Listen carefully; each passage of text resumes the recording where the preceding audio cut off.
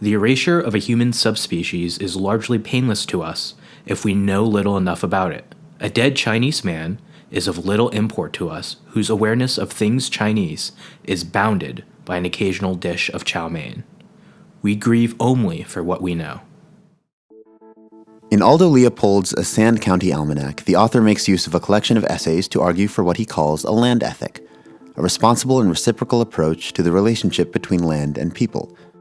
Aldo Leopold was an American environmentalist, and his land ethic is heavily rooted in the American context, produced from an American history.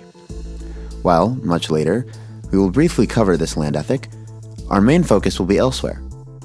Over the course of the program, we'll take a look at the development of an alternative land ethic, one different from Leopold's, shaped out of a different context and history, a North Korean context and history.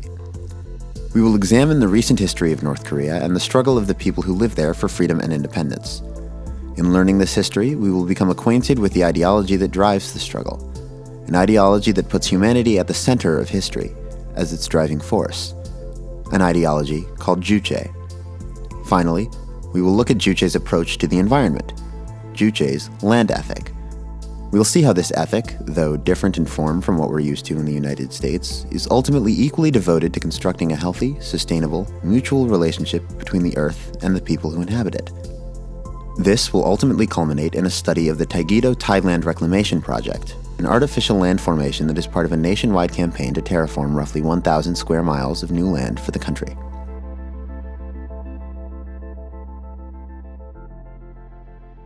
I opened this podcast with a quote from Aldo Leopold's A Sand County Almanac. In the first part of this program, you'll understand why I chose that quote. This podcast was written by an American, and its primary intended audience is other Americans, those of us who live here in the United States and consume media produced here and pay taxes to the government that fund the military-industrial complex and its various military occupations of several places across the globe, places like Korea. Whether we recognize it or not, we all contribute in some form to the occupation of South Korea, where the U.S. military has countless bases, including our largest overseas military base at Camp Humphreys, and a presence of around 30,000 troops.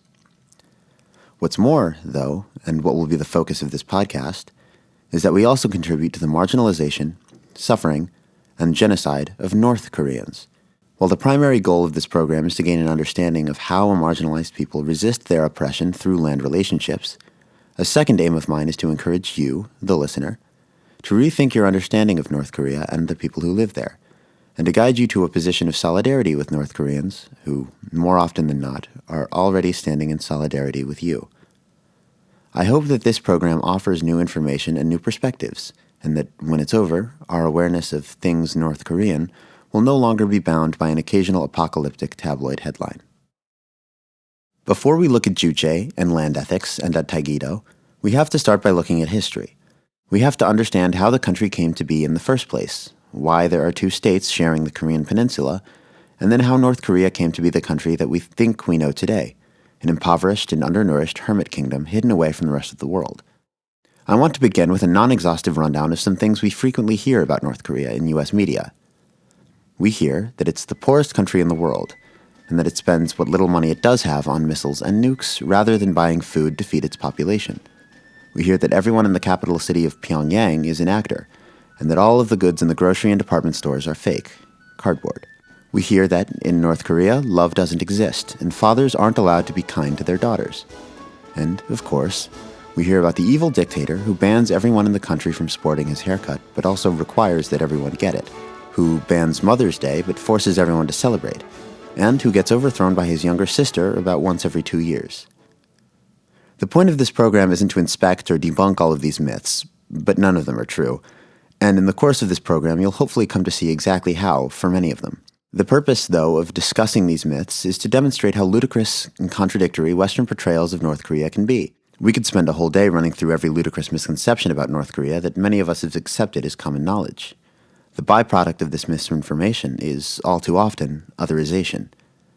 By demeaning and dehumanizing North Koreans, we eliminate the possibility for solidarity and play into the justification of a harmful military scheme that has oppressed Koreans for over 70 years. So let's get to know the real story. First, I want to convey that this is a very brief historical overview of the last 70 years' worth of developments in the northern half of the Korean peninsula.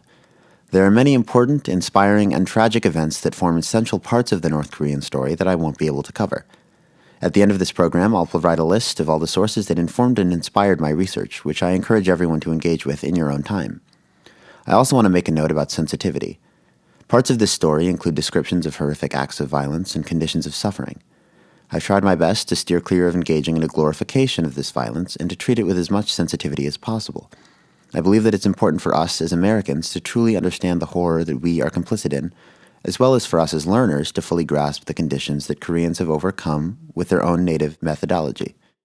Having said that, let's begin our very brief look into the modern history of North Korea, beginning with the peninsula's liberation from Japanese colonizers on August 15, 1945.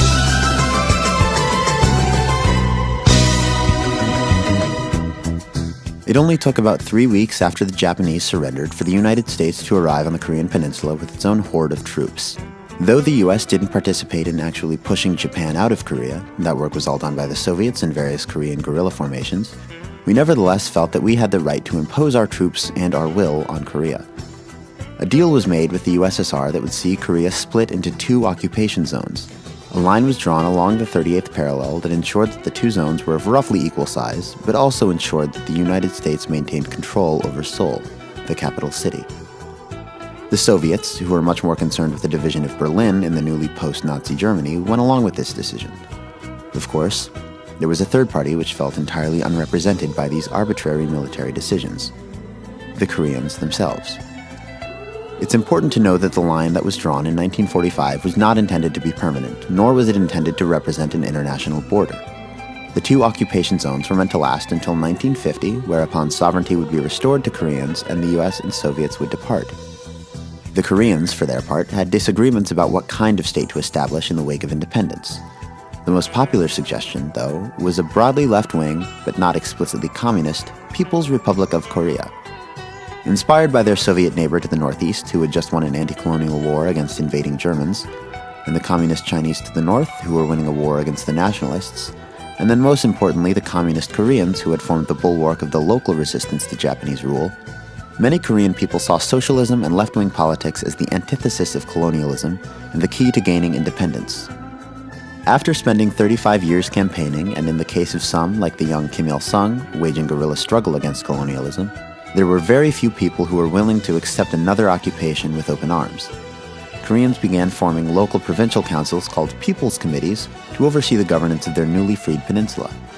In the north, these committees functioned largely unopposed by Soviet troops, all of whom had vacated the peninsula by late 1948. In the south, however, the US couldn't let this stand. An independent socialist Korea threatened their hopes for control over the trillions in mineral wealth tucked in the mountains of the north, as well as the prospects of a strategic vantage point from which they could counter the Soviet Union and, depending on how the Civil War turned out, a communist China. By December of 1945, the People's Committees were banned in the South. The U.S. military government took a strict approach to monitoring and governing the South, including outlawing strikes and employing ruthless violence against suspected left-wing dissidents, many of whom fled northward to escape persecution. On August 15, 1948, 3 years after the surrender of Japan, a republic was established in South Korea. This republic was imposed by the U.S. military government against the will of the majority of the population, who weren't consulted either way. The president of this republic was Syngman Rhee, a right-wing nationalist loyal to U.S. interests.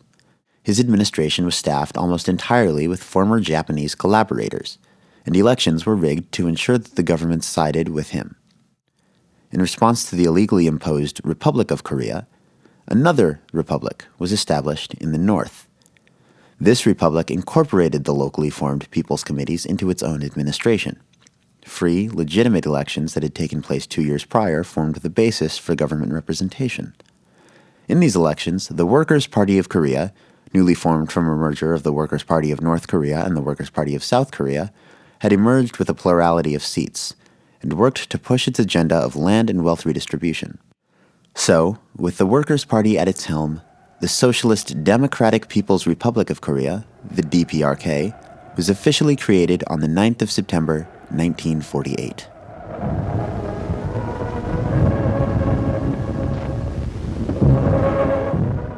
With two countries now existing on the Korean peninsula, the once purely symbolic line on the 38th parallel became a border, but one that neither side respected. The government in the north viewed the south as a colony occupied by the US and recognized the struggle of Koreans taking place to liberate themselves there. The government in the south and its American puppet master viewed the north as a threat to its agenda. It also viewed many people in the south as a threat and wasted no time in repurposing Japanese-era repression tactics to force the population to conform to their will. When the population of Jeju Island rose up in rebellion, South Korean and American troops responded with a violent crackdown that claimed as many as 100,000 lives. Sitting idly by while brothers and sisters in the South were brutalized wasn't in the cards for Kim Il-sung, who was entrusted leadership of the new People's Republic. Sitting idly by while northern and southern troops killed each other and frequent border skirmishes wasn't either. By early 1950, war was inevitable.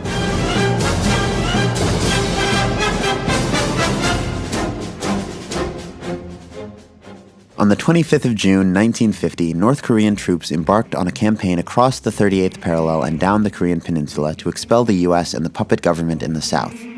Though this action is generally regarded as the beginning of the Korean War, it was actually preceded by numerous attempts by Southern forces to make their way upwards over the previous 2 years. It's important to remember that even at this point, the border on the Korean peninsula didn't actually mean much to anyone, least of all the Koreans themselves.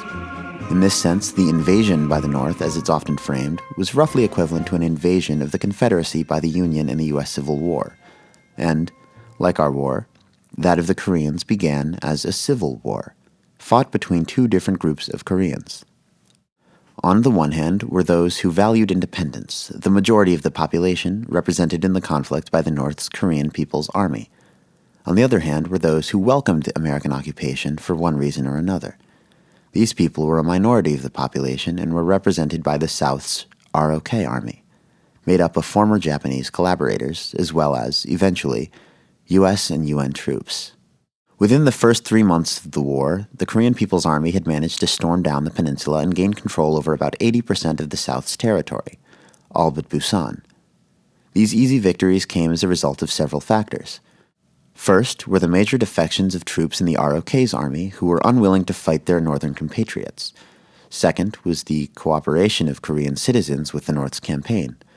Many viewed the Northerners as liberators and participated in the people's committees that were established in Southern territory. The response from U.S. forces, though, was not as welcoming. Worried about losing their new anti-communist allies in the South, as well as sensing opportunity with war on the whole communist East, the Americans began preparing for their intervention, bringing with them the whole weight of the UN Security Council.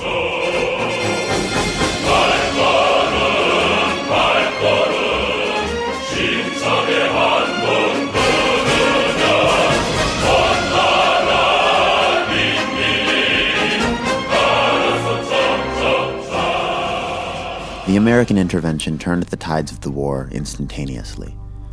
What began as a simple conflict between Koreans was transformed into a defensive anti-colonial war virtually overnight.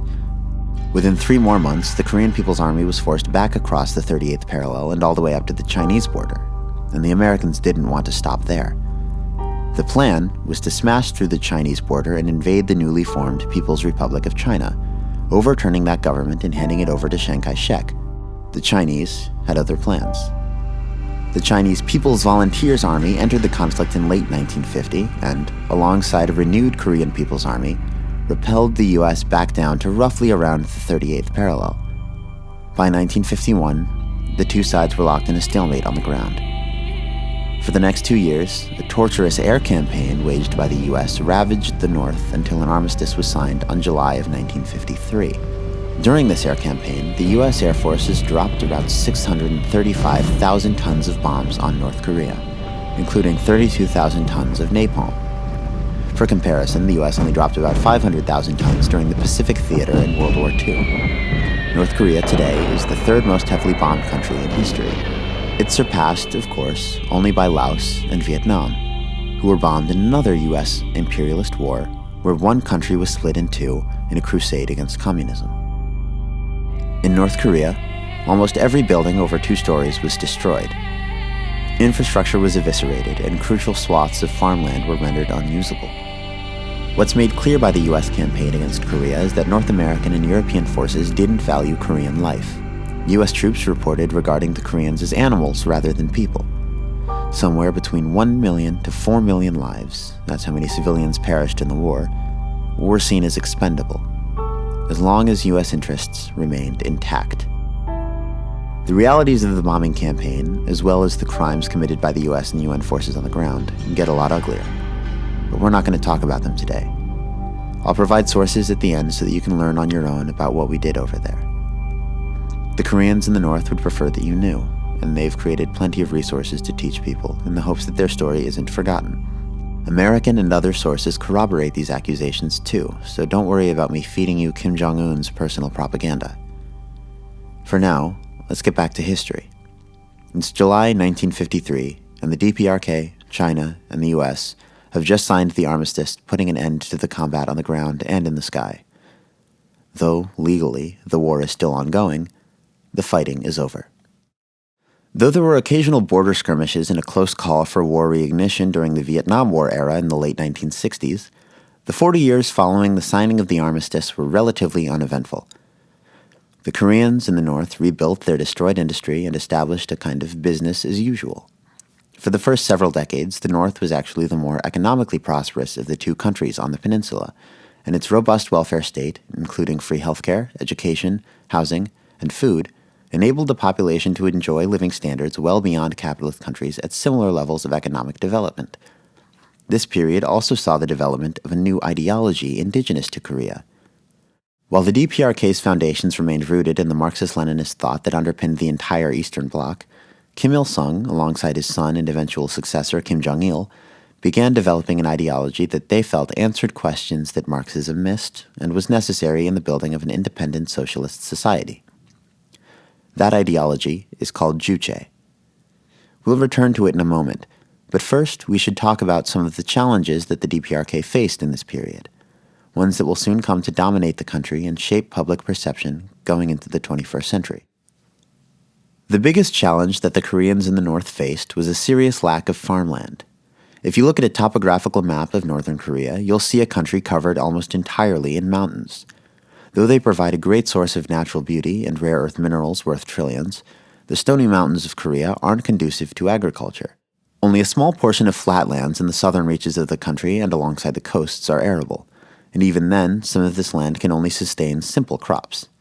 If Korea were united, the croplands in the south could be used to help feed the entire population, but those cards are off the table. That means that the North has had to import food from its northern neighbors for much of its history. Additionally, while North Korea is rich in minerals, it isn't rich in oil. Hydroelectric power stations were initially enough to power most of the country, which was almost entirely electrified by the 1970s, but not everything ran on electricity. When it came to oil, though, used for powering cars, making fertilizer, and supplanting hydroelectricity, that had to be imported from the Soviet Union. The DPRK benefited from favorable deals offered by its socialist ally, and, in turn, its population was fed and its factories were kept running. Unfortunately, these conditions didn't last forever. In the mid-1980s, the Soviets changed their approach and revoked many of the generous deals with their allies, including countries like Cuba and North Korea. As a result, oil and food in both of these places quickly became less accessible. This brief period of mild hardship, though, was nothing in comparison to what happened next, when the Eastern Bloc abandoned communism and the Soviet Union dissolved in 1991. This is a victory for democracy and freedom. It's a victory for the moral force of our values. The years following the reinstatement of capitalism in the Eastern Bloc have been given numerous names by various groups of people around the world. The Russians called it the Wild 90s. The Cubans called it the Special Period. In Korea, this time is known as the Arduous March. Almost overnight, North Korea lost not only its largest trading partner, but its entire trading network. Of course, the biggest loss was the USSR. When the Soviet Union disappeared, so too did its shipments of oil and food to the DPRK. This rapid loss of an economic foundation wasn't the only shock the country would have to face, however. Beginning in 1994, devastating floods and a drought wrought havoc on the country, destroying much of its hydroelectric infrastructure and simultaneously inhibiting agriculture for years. Worse, the country's grain reserves, which were stored underground, were devastated beyond salvation. North Korea went from a country enjoying relative food stability to one incapable of importing food and incapable of growing any. Famine was inevitable. Rather than extending aid, the United States took the opportunity to increase pressure on the DPRK. It ramped up sanctions and guided sabotage efforts. Here's Kim Ryeon-hui, a North Korean immigrant living in South Korea, explaining what we Americans did during the arduous march. This is how evil America was. During the arduous march, when food reserves were empty and farming was impossible, the US blocked oil from coming in. 70% of our factories were shut down, and we couldn't produce anything. The state needed produce to distribute to the people, but we had nothing. All of a sudden, our collective food source was devastated. We simply had no choice but to starve. The North shares a border with China, and their people come and go as they please. Back then, we crossed back and forth from China even more. We traded goods with China and brought food back home constantly. And the damn Americans from the CIA, they operated in this border. They would approach the DPRK citizens and say, "Go cut off a cow's tail and bring it to me. I will bring you a bag of rice for a cow's tail." Why do you think the Americans wanted cow tails? We didn't have oil or electricity. We still had to manually farm to produce what little we could. But our tractors didn't work because gasoline imports are sanctioned by the US. So we had to use cows instead to plow the fields. But when cows lose their tail, they lose their balance and power. The Americans wanted cow tails in order to ruin agriculture even more and to starve out the people. Overall, somewhere between 200,000 and 600,000 people died as a result of the famine, and millions more were left malnourished and permanently disabled. Still, the country grapples with a high child mortality rate due to children lacking proper nutrients in their upbringing. Despite its best efforts, though, the United States couldn't defeat North Korea. After a few years, the famine was over, and the country was on the road to recovery, a road it's still traveling almost 30 years later. Now that we've had an overview of the history of the DPRK and come to understand what forces have been at play in shaping its development and current position, we can start to analyze the ideologies produced from that history. In particular, we're going to look at the relationship between the United States and North Korea, and the way that the Juche idea has enabled Koreans to navigate this relationship. This will lead us directly to a conversation about Juche and its approach to land, which has been complicated by this US-DPRK relationship and the challenges of establishing food sovereignty against nearly impossible odds. Let's take a look. Beginning with the US-DPRK relationship, we can see how one-sided the violence has been over the past 70 years. From the moment US forces arrived on the Korean peninsula, there was no consideration for the lives and livelihoods of the people who lived there. All became subordinate to the protection of strategic interests. The indiscriminate killing of Koreans, the destruction of their infrastructure, decimation of their agricultural potential, and persistent military occupation deprived and continues to deprive the population of their full humanity, something that the United States has repeatedly made clear it has no real care for recognizing. In an article about U.S. border militarization for the Latino Studies Journal, scholar John Marquez coined the concept of the racial state of expendability, or racial expendability, to discuss how and why those existing outside the boundaries of white supremacy have been exposed to premature death by some sovereign states such as the United States. The article's primary focus is the contrast between what border militarization has done, which is kill people, and what it was intended to do, deter immigration. This contrast is also relevant to the Korean context, whereby sanctions do the killing while failing to deter.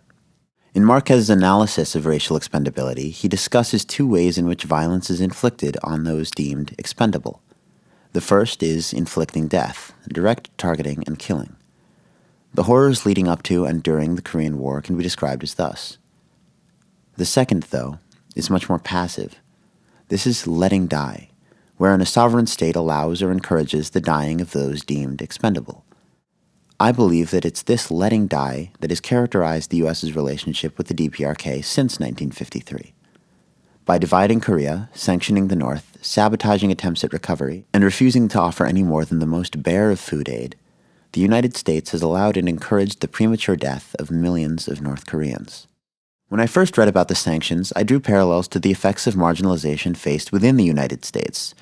I thought of redlining, the drawing of borders outlining a population deemed undeserving of fair treatment, deemed worthy of abandonment. I thought of how, by depriving certain communities, usually black and brown and low income, of access to reliable health care and affordable healthy food options, the U.S. government enforces a slow death on its own population. It does the same to North Korea.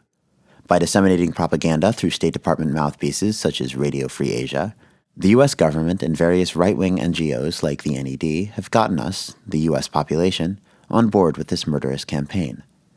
When we're inundated with articles, videos, and other media that paints the DPRK like an absurd, evil place, paint its civilians as mindless drones and its government as senseless, maniacal overlords acting beyond the confines of reason, we become complicit in the imposition of expendability on Korea. We fantasize about one day spreading American-style democracy to those poor Koreans and even producing films where a pair of white saviors fly to Pyongyang and assassinate their president. When we do this, we eliminate the possibility of even beginning to understand the struggle of Korean people for their liberation from a violence that we inflict. Once, a group of friends and I were discussing our ideal future travel destinations. Unable to lock myself down to just one, I listed a few cities that I've always wanted to see: Vancouver, Vienna, Mogadishu, Pyongyang. Pyongyang?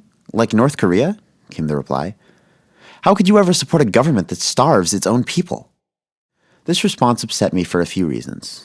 First was the notion that travel to a place meant an endorsement of that government. Just because I like to see Vancouver one day doesn't mean I'm in favor of the Canadian regime's treatment of First Nations people. The second thing that irritated me, though, was the idea that the government of the DPRK starves its own people. I pressed and asked why the government would do this. To keep the people in line. The conversation ended there, but obviously it's stuck with me since. Certainly, there have been governments that deprive some portion of the population within their borders of food, whether it be deliberately to starve them out or passively to adhere to a doctrine of neoliberal meritocracy and anti-austerity.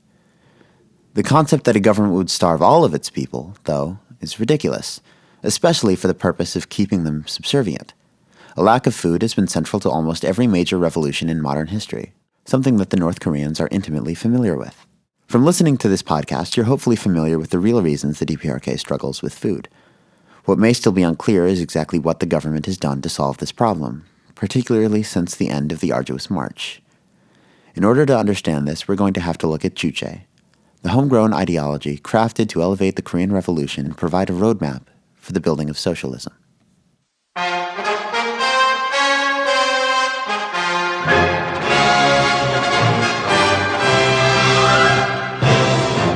The Juche idea was introduced by Kim Il-sung shortly after the end of the Korean War. It was first referenced in a 1955 speech entitled On Eliminating Dogmatism and Formalism and Establishing Juche in Ideological Work. The speech criticized Workers' Party officials for attempting to replicate Soviet and Chinese theory, practice, and culture, rather than establishing a theory, practice, and culture native to Korea. From the beginning, then, the development of a unique approach to socialism rooted in Korean experience was prioritized, and this concept formed the bedrock of Juche. In the West, descriptions of this native ideology usually start and stop at the words self-reliance. This definition, I found, is inadequate in even beginning to conceptualize what Juche really means. If anything, the emphasis on this definition in English-language sources have only served to push the idea that North Korea's deficiencies are the result of its own pursuit of reckless autarky, against the advice of all sound economics.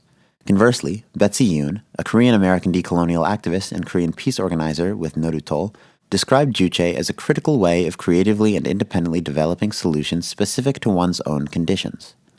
As we'll see, this definition is a much better descriptor of the way Juche has been applied in practice. But what do the North Koreans themselves have to say about Juche? A 2012 publication by the DPRK's Foreign Languages Publishing House seeks to answer that very question. The Juche idea is, in a word, an ideology that the masses of the people are the master of the revolution and construction, and they have the strength to push them. In other words, it is an ideology that man is the power of his destiny, and he has the power to carve out his destiny. By placing humanity at its center, this philosophy tries to identify the factors that make human beings unique, and arrives at certain conclusions in the process. According to Juche, humans are social beings, and we develop not only according to natural instinct, but through our social relationships with one another. These social relationships have defined three intrinsic features of humanity that are unique to us as a species: independence, creativity, and consciousness. Independence is the quality that compels all people to struggle for freedom, the ability to experience full humanity unencumbered by oppression. Creativity is the quality that compels us to transform the world with purpose and shape our destiny. Consciousness is the quality that enables us to act out our creativity with intent, rather than merely according to instinct in pursuit of survival. These features are all correlated.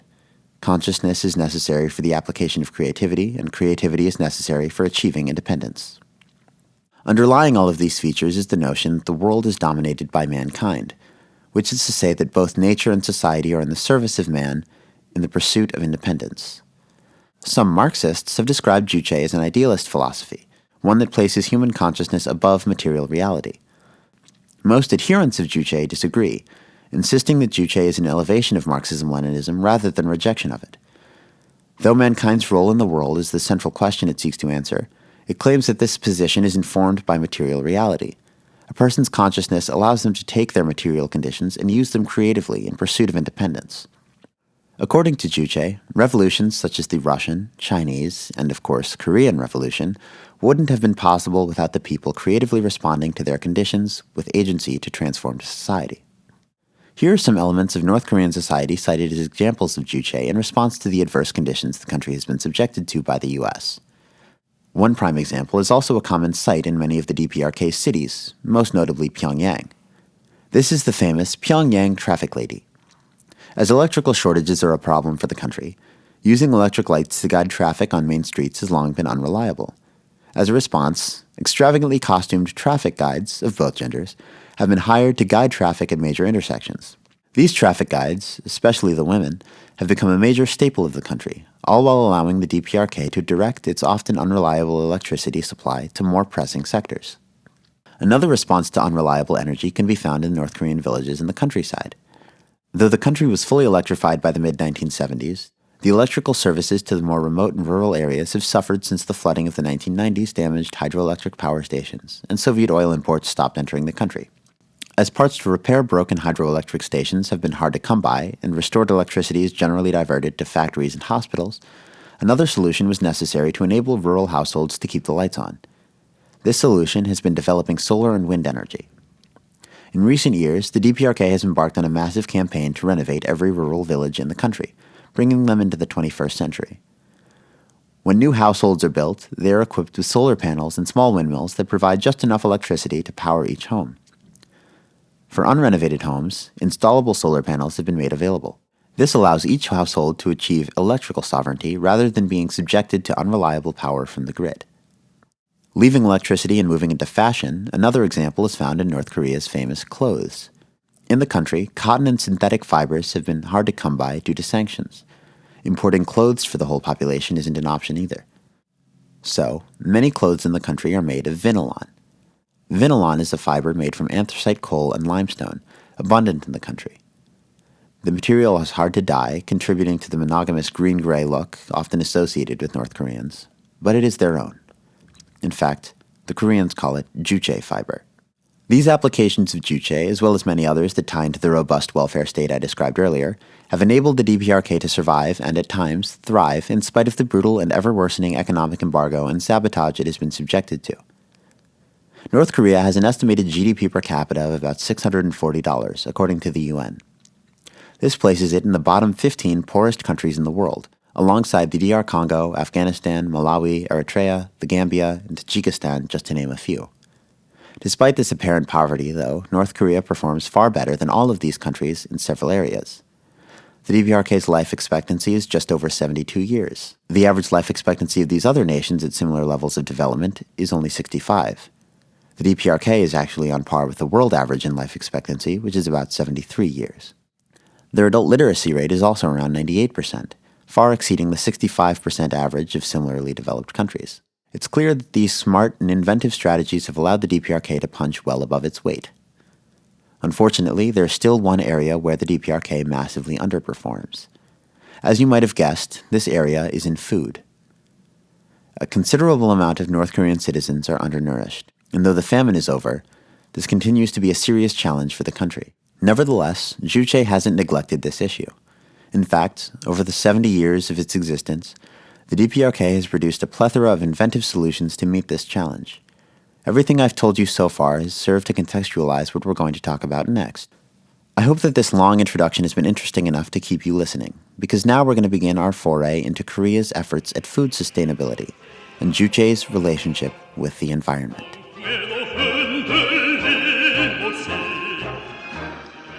The essence of the world the Juche idea has expounded is that the world is dominated and transformed by man. Nature and society are the objects which are in the service of translating one's demand for independence and interests into reality. From the beginning, agricultural development was prioritized by the Workers' Party of Korea in pursuit of independence. The slogan, "Rice is immediately socialism," developed into a popular refrain as early as 1956. Recognizing the severe lack of not only farmland but also manpower, as the country had a population of only 10 million coming out of the war, new advanced methods of agriculture cultivation were prioritized. In his book, Environment, Politics, and Ideology in North Korea, Robert Winstanley Chesters traces the extensive history of North Korean land development. In his argument, which suggests Korea's environmental development is an effort to create a utopia on Earth, he identifies two distinct modes of environmental development used by the Koreans. The first is called an impositional approach. This is when industrial or technological systems are imposed on the environment. The second was called a transformational approach, where existing natural systems were utilized for their productive capacity. For the first several years following the end of the Korean War, it was impositional approaches that were favored by the Workers' Party and the government. In 1964, Kim Il-sung published the Theses on the Socialist Rural Question in Our Country, which laid out the party line for agricultural development. Part of the purpose of this development, and of the Korean socialist project at large, was to proletarianize the peasant class. In other words, to erase the distinction between industrial workers and peasants, between the rural and urban parts of the country. To that end, Kim wrote, "In order to eliminate the class distinction between the working class and the peasantry, it is necessary to rid the countryside of its backward state in technology, culture, and ideology." Ridding the countryside of its backward state in technology meant using new technological impositions to boost the productive capacity of agriculture. Socially, collectivization of farms began right away. In terms of technology, however, new imposed industrial systems funded by Soviet and Chinese credit boomed. As Winstanley Chesters notes, Korea historically relied on gravity-fed irrigation systems to sustain its agriculture. In accordance with the theses, though, industrial irrigation canals were constructed. These, alongside the heavy use of industrial fertilizers, quickly boosted the agricultural output. What's more, a few previously unfarmable wildlands were able to be converted to agricultural sites thanks to groundwater pumping. This approach wasn't without its detractions, though. For one, the new irrigation systems were powered by electricity and required replacement every 5 years. During the period of trade with the Eastern Bloc, this wasn't a problem. After 1991, however, the system quickly fell apart. The rapid failure of irrigation systems led to massive additional flooding, soil erosion, and hydroelectric plant failure. Synthetic fertilizer use also caused problems. In order to maximize the productivity of existing farmlands, use of fertilizer increased from about 250 tons in 1954 to 4.7 million tons by 1984, or 2 tons per hectare annually. This overuse produced a problem of soil degradation and erosion, as well as eutrophication caused by rampant runoff. By 1989, even Kim Il-sung and the Workers' Party publicly acknowledged the terrible effects of their existing approach and urged reform. Returning to Juche, though, it's easy to see how the guiding philosophy was at work here. The goal of eliminating the peasantry as a class through social and technological engineering is only attainable when society and the land are put in the service of mankind. Up until the beginning of the arduous march, the results of man's weaponization of land were varied. On the one hand, the population was fed, and the necessity of food imports was minimal. On the other hand, the system was undeniably unsustainable, both in its negative effects on the environment and its reliance on imported power and spare parts, which rendered the country much less independent than it probably would have liked to admit.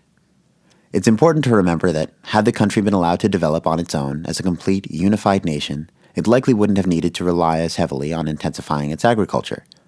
All of this was necessary as a response to marginalization within the US-dominated global community. Nevertheless, this was the general state of agriculture going into the 1990s. Coming out of the decade, things began to look very different. Recognizing the failure of the impositional approach, transformational projects began to re-emerge in the country. With the loss of industrial irrigation, the construction of gravity-fed systems once again took precedence. Campaigns promoting the donation of human manure to collective and state-owned farms also started cropping up. In the wake of the Eastern Bloc's collapse, the DPRK was also forced to engage with the neoliberal world for the first time. Partnerships with UN programs like the Environment and Development Program and the Food and Agriculture Organization helped shape new, sustainable practices within the country. Arguably the most interesting new development, though, and the one that inspired this entire podcast, was the construction of the Taegyedo Tideland Reclamation project.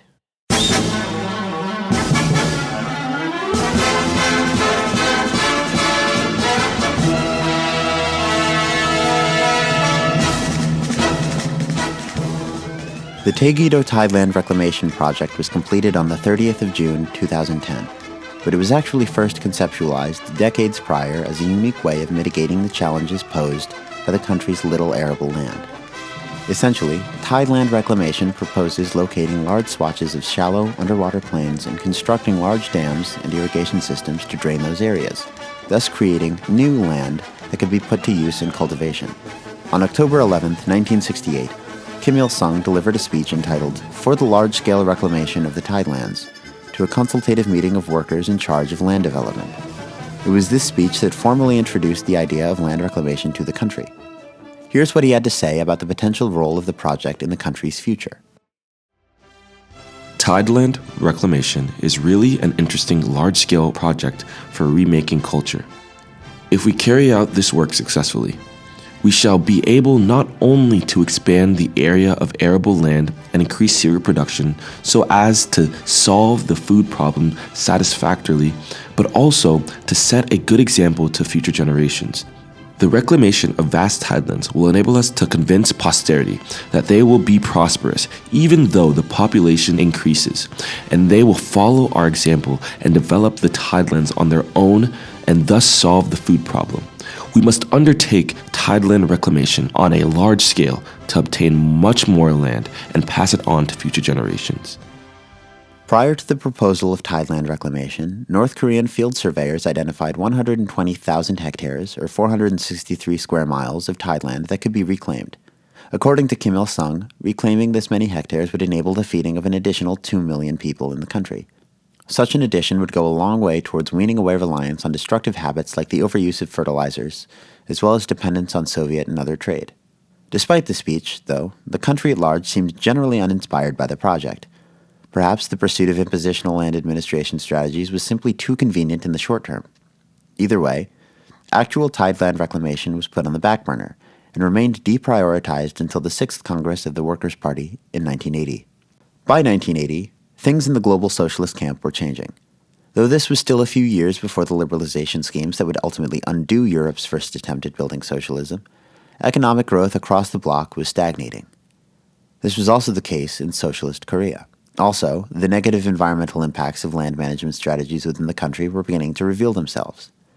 What's more, this was the decade in which the economy of the Republic of Korea in the south began to surpass that of the north. By a lot. Exactly the impact that these various factors had on the approach of the Workers' Party has never been officially stated, but we can assume that they all influenced the ideological shift that emerged at this 6th Congress. The 1980s were designated by the party to be a decade of rapid progress and renewed vigor for socialist construction. Part of this new development included placing tideland reclamation at the forefront of land management. So, in his speech at the Congress, Kim Il-sung announced not only an increase to the goal, now 300,000 hectares, or 1,000 square miles, he named the location for the first reclamation site, Taegyedo, off the coast of North Pyongyang province. To get a picture of the scope of the project, here's how Winstanley Chesters described the Taegyedo site. Taegyedo is situated in the coastal province of North Pyongyang. It is a combination of 4 smaller sites in an area of shallow bays and estuaries. The sites surround Taegi Islet, Tasada Islet, and Kwaksan Islet. The project sited at Taegi Islet is particularly large, connecting 5 islands within an estuary by a network of very large sea dams and breakwaters, which collectively comprise some 21 miles of coastal damming. Construction work on the project began shortly after its announcement. Throughout the 1980s, reports of construction were consistently published in various newspapers, one of which, Minju Choson, even dedicated a full correspondent to cover the progress on the project. By the middle of the decade, though, progress began to stall. By this point, Soviet liberalization was in full swing, and the DPRK's internal problems with land administration elsewhere continued to grow. By 1987, progress was essentially at a standstill, and in the next decade it would only inch along as new challenges compounded within the country, ultimately culminating in the arduous march. The numerous disasters of the 1990s set back progress at Taegyedo, but also filled the government and party, now led by Kim Jong-il, with a fresh urge to finally complete the project.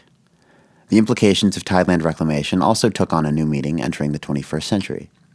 Whereas once, reclamation was a project to supplement the other various impositional and unreliable modes of boosting production, by the end of the 1990s it was the only way. Without imports of oil, fertilizer, and spare parts, strategies to intensify agricultural production on existing land were rendered impossible. Worse, the negative impacts of both the unsustainable farming practices and the rapid failure of industrial irrigation systems actually left existing soil in a much worse condition for farming than when the Democratic People's Republic had inherited it. All of these factors left extensification, the expansion of agricultural development onto new land, as the only path to food sovereignty. Land management generally occupied a much more central role in the era of Kim Jong-il as compared to the era of his father. In 1996, the new party leader gave a speech urging improvements to the land administration policy, declaring, "Land management occupies a very important place in the building of socialism.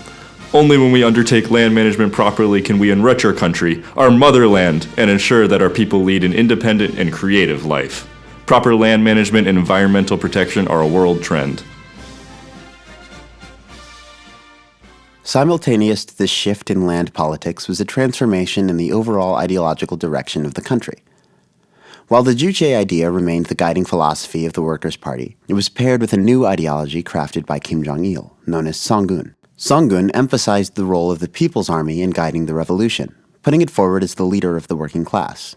While this corresponded with the country's heavy shift into defensive capabilities, including, eventually, nuclear weapons, it also saw the military taking on a more leading role in the country's day-to-day functioning. One of the prime areas where military took the reins was in construction. Even today, construction projects, whether they be for new factories, hospitals, or entire villages, are handled by regiments of the KPA. This was also the case for Taegyedo. To match this militarization of agriculture, a new narrative was constructed that framed the soldiers' building of the project as engaging in a battle against both nature and imperialism. This battle was fought and won at breakneck speed. Despite massive damage to Taegyedo during the flooding of the 1990s, construction caught back up to where it had left off by 2005. From there, new progress was made going into 2006. Finally, on the 30th of June, 2010, the project was completed. 17,000 hectares or 65 square miles of land had been recovered, capable of feeding nearly 300,000 people when cultivated.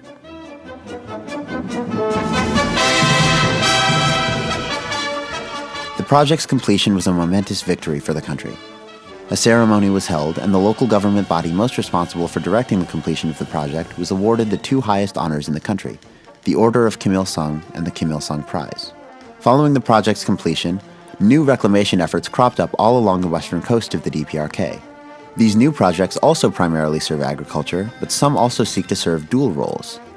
The Punijman Tideland, finished later in 2010, was reportedly intended to provide a new site for aquaculture and the extraction of sea salt. The Honggondo Tideland was reclaimed in 2016, the Ensak Tideland followed in 2020, and the Ryongmae-do Tideland in 2021. So, it could be said that the country's long dream of terraforming its coasts in search of food sovereignty has, after over 50 years, finally been put into consistent motion. Mankind finally mastered nature.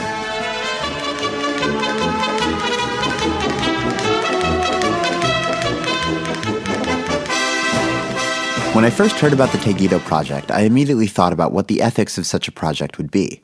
Generally, the connotations of artificial land developments are pretty negative.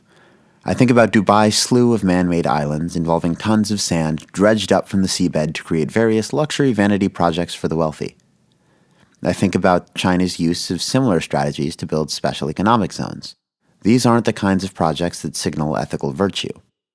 Reclamation also isn't free from environmental impact. Coastal ecosystems are always, in one way or another, affected by reclamation. These projects throw off balance the natural cycles and relationships within the coastal areas for the benefit of people. Though no research on these impacts at Taegyedo and other sites in the DPRK has been conducted, or at least made publicly available outside of the country, we can be sure that this is the case there as well. So what are the ethics of Taegyedo, and of the Juche idea's approach to the environment? To help situate this question within an existing framework, I want to look at ethics put forward in a few other places, beginning by revisiting Aldo Leopold. In a Sand County Almanac, Aldo Leopold makes the case for rethinking our relationship with the environment. In his words, "There is, as yet, no ethic dealing with man's relation to land, and to the animals and plants which grow upon it. Land, like Odysseus's slave girls, is still property. The land relation is strictly economic, entailing privileges but not obligations." According to Leopold, an environmentalist, this lack of an ethic governing the people-land relationship was a problem. The solution? A new, broader ethic. A land ethic. All ethics so far evolved rest upon a single premise, that the individual is a member of a community of interdependent parts. The land ethic simply enlarges the boundaries of the community to include soils, waters, plants, and animals, or collectively, the land. So, under Leopold's land ethic, people, soil, water, plants, and animals are all in community with one another. There is no hierarchy, no dominance. This immediately contradicts Juche, which puts people as the masters of soil, water, plants, and animals. It realizes this dominance through the creation of projects like Taegyedo, which displace wildlife for the sake of people. What hope, then, is there for Juche to possibly promote sustainability or any kind of healthy, ethical land relationship? To answer this question, I want to take a look at the words of another thinker, an indigenous thinker named Leanne Batasmasek Simpson. The 5th chapter of Simpson's 2017 book, As We Have Always Done, features a conversation between the author and Naomi Klein, a Canadian academic and activist. In this conversation, and then in her reflections afterwards, Simpson discusses extractivism, the capitalist colonial practice of commodifying land and extracting wealth from it. Here's what she says about extractivism. Extraction and assimilation go together. Colonialism and capitalism are based on extracting and assimilating. My land is seen as a resource. My relatives in the plant and animal worlds are seen as resources. My culture and knowledge is a resource. My body is a resource, and my children are a resource because they are the potential to grow, maintain, and uphold the extraction-assimilation system. The act of extraction removes all of the relationships that give whatever is being extracted meaning. Extracting is taking.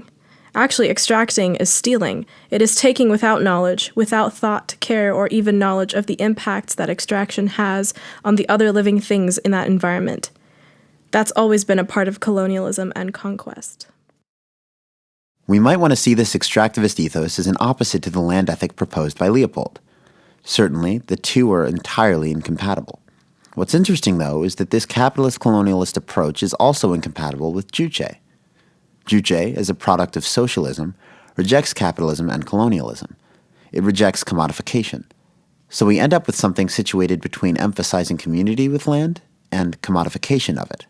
To emphasize this point, I want to play a quote of Kim Il-sung's that demonstrates the place that land holds in the country and how extraction for profit's sake is rejected.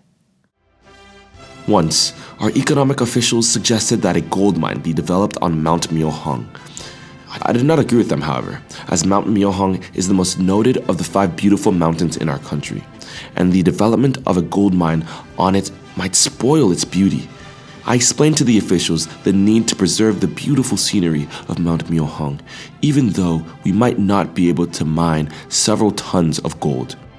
The work of protecting the environment must be conducted vigorously, as a campaign for all the people.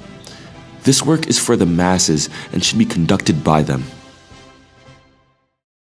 On their part, Klein and Simpson actually disagree on what the opposite of extractivism is. Klein suggests stewardship, described as both taking and taking care of land to ensure that regeneration and future life continue. Simpson, on the other hand, pulls from the experience of her Anishinaabe ancestors and family members and suggests what she calls deep reciprocity. Deep reciprocity goes further than stewardship, emphasizing radical respect, recognition, responsibility, and relationships. I think that, at least as of now, this firmly indigenous approach may be alien to Juche. While the Korean philosophy emerged out of post-capitalism, the Anishinaabe philosophy is rooted in pre-capitalism, a socialism not structured around defeating capitalism, but predating it entirely. The Korean, Juche-informed socialism seeks to one day achieve communism, a socialism that also isn't framed by capitalism, but exists entirely separate to it. It seeks the socialism of so-called primitive, classless society translated to a post-scarcity world. But it's not there yet. So Juche remains informed by and oppositional to capitalism and colonialism, and so maybe deep reciprocity is, as of now, out of reach.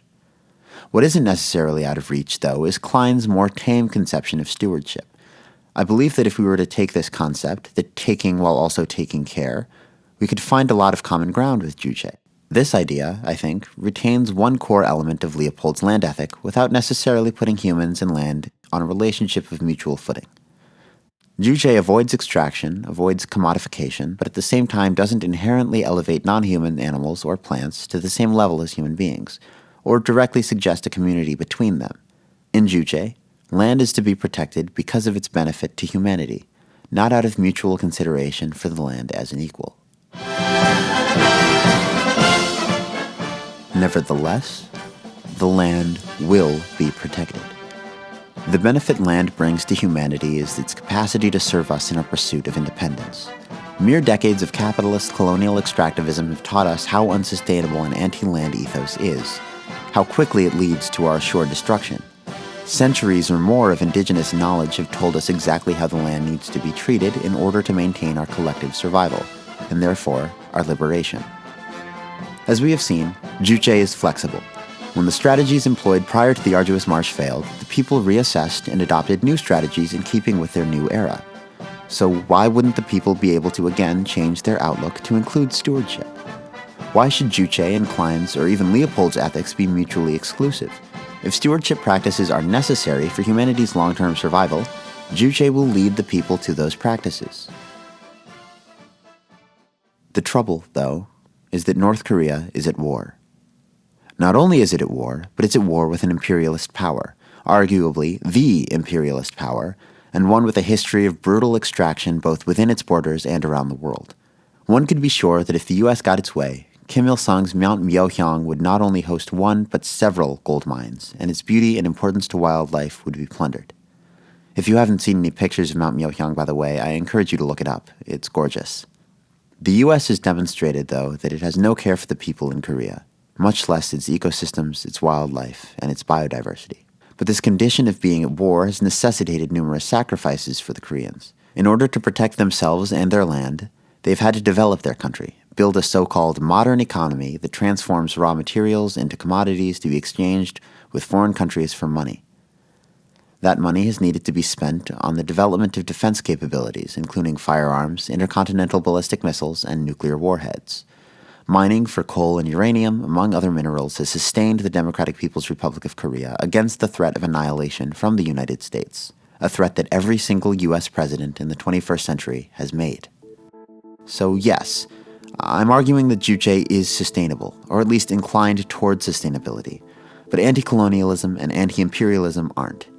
Or at least, they're only as sustainable as the colonialism and imperialism they struggle against, which, as you know, isn't very sustainable at all. So, what does this mean for us in the United States? What does it matter that Juche is sustainable and fighting wars against oppressors is not?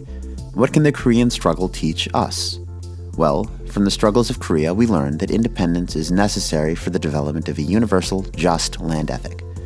In order to reject the ideologies of capitalism and colonialism, a people first have to cast it out from their own communities and society, and commit themselves to warding off against its future intrusion.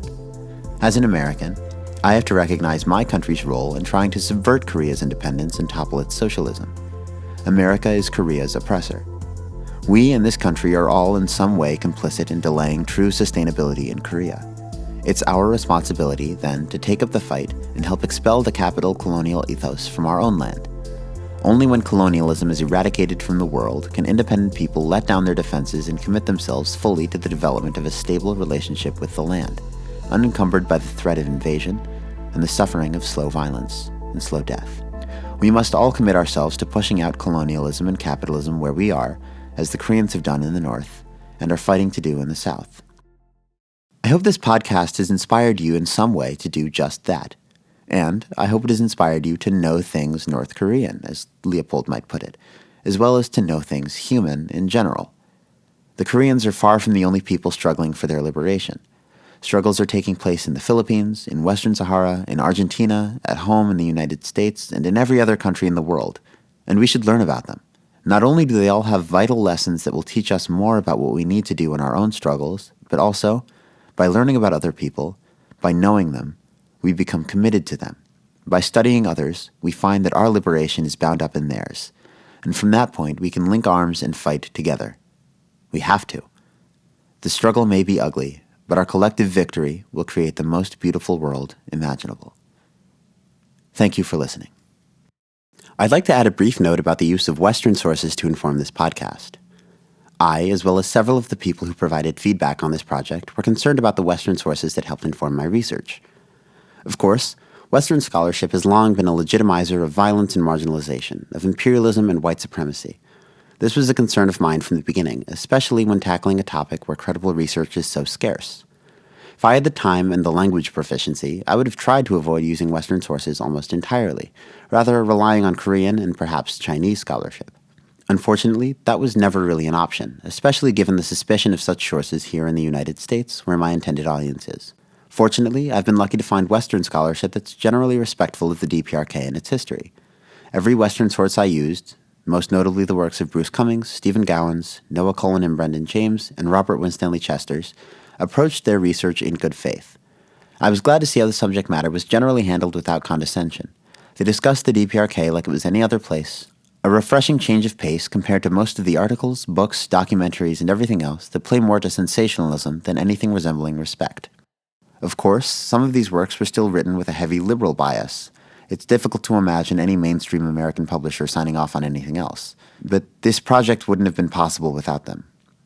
I'll list all of my sources at the very end, and I encourage everyone listening to check them out. Most of them are free on the internet somewhere, if you know where to look. Another note I'd like to add is on the subject of totalitarianism, or the North Korean government more generally. In this program, I've attempted not only to avoid repeating the common jingoistic imperialist refrains about the DPRK, but also to actively deconstruct them when relevant. In doing so, I've avoided making any value judgment on the government of the DPRK. Even some of the most open-minded of the sources I used couldn't help but adding in a line, or several, about how even though the histories of their country make it seem like most, if not all, of the country's problems are the result of U.S. imperialism, they aren't endorsing the menacing authoritarian, totalitarian government, or socialism, or communism, or anything else. I don't particularly care to do this, for several reasons. One, because I find that U.S. narratives on this government and its leader, Kim Jong-un, are generally about as truthful as U.S. narratives on Korean history, or even U.S. history for that matter. And two, because whether or not the government is good or evil has little bearing on the premise of this program, on my argument in favor of Juche as a legitimate approach to sustainable environmental ethics. Furthermore, what the Korean people need from us right now is solidarity, for us to loudly oppose our own government's numerous catastrophic attempts at sabotage. They don't need us making films about blowing up Kim Jong-un with a rocket launcher or whatever. Let's worry about our own government's totalitarianism for now.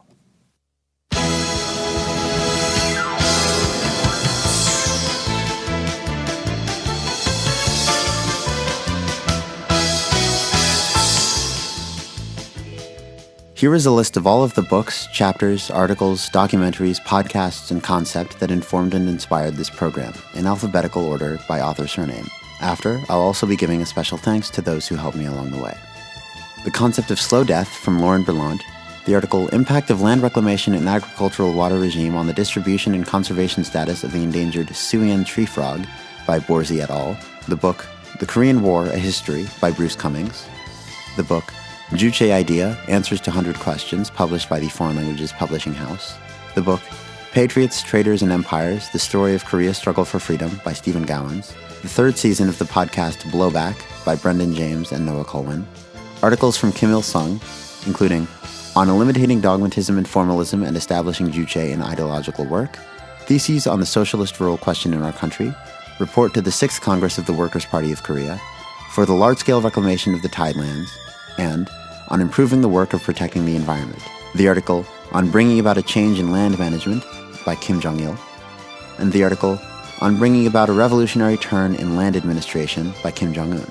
I also used articles by Kim Il-sung University professors Kang Sol-chu and Kim Mi-ran, the book A Sand County Almanac by Aldo Leopold, the research website North Korea's Tideland Reclamation Efforts by Makowski et al., the article Latinos as the Living Dead, Raciality, Expendability, and Border Militarization by John Marquez, the chapter Nishnabeg Anti-Capitalism in the book As We Have Always Done by Leanne Bedasamasuk-Simpson, the list of U.S. sanctions on the DPRK provided by the U.S. Department of the Treasury, as well as the book North Korea, A Country Study by the U.S. Federal Research Division, particularly chapters 2 and 3.